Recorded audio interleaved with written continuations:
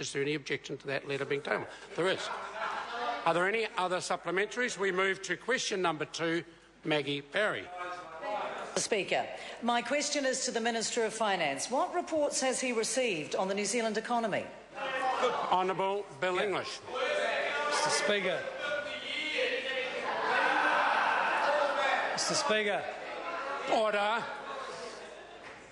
The BNZ Performance of Manufacturing Index, or PMI, for January 2013 reported a value of 55.2. Values above 50 indicate increasing manufacturing activity. This is the highest reading since May 2012 and is starting to show a trend of increasing manufacturing activity.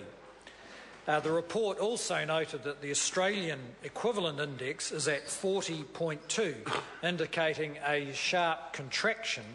That is the largest gap between New Zealand and Australian economies in manufacturing in 11 years, and in fact the biggest problem for New Zealand manufacturing this year is likely to be the sluggish Australian economy. Supplementary question, Maggie Barry. Supplementary question to the Minister of Finance. What effect is the New Zealand dollar having on manufacturers, exporters and households? Honourable Bill English. Mr. Speaker, there is no doubt that both the exchange rate and the related state of overseas markets, which is reflected in lower relative exchange rates for them, have been a headwind for exporters. However, over half of New Zealand's more sophisticated manufacturing exports go to Australia, where the exchange rate has been favourable and in fact remains below the average of recent years. Of course, on the other hand, the greater purchasing power of our dollar has lowered the cost of manufacturing imports, in particular imported fuel and plant and machinery. I'd note that manufacturing export volumes are not in fact in crisis, they are up 4% over the last year. Supplementary question, Maggie Barry. Thank you, Mr. Speaker. In view of the recent highs of the New Zealand exchange rate, what steps is the government taking to help the economy become more competitive? Honourable Bill Mr. English. Speaker, over recent years we've taken many steps to improve the competitiveness of the economy, and all of them opposed by the opposition parties. In particular, and just to list some of them, the 90-day trial period for new employees, removal of 170 unnecessary and excessive regulations, reduction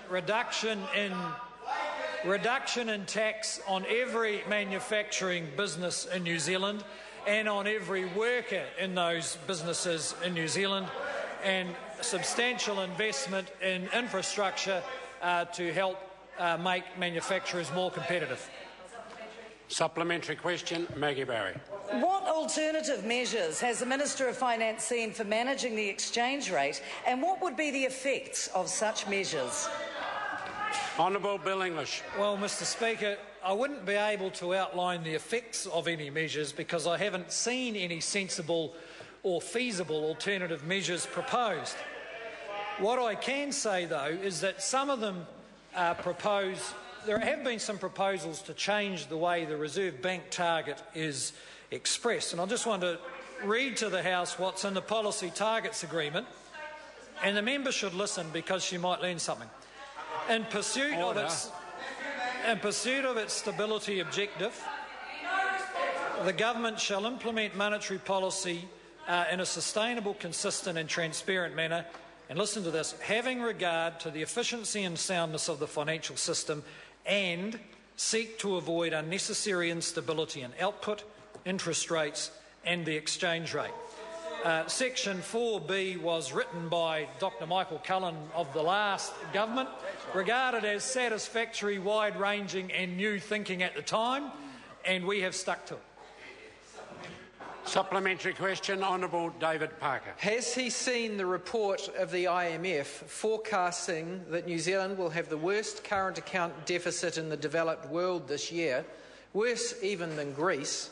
And if so, is he ready to admit that after 4 years he's failed in his goal of rebalancing the economy towards exports and jobs? Honourable Mr. Bill Speaker, English.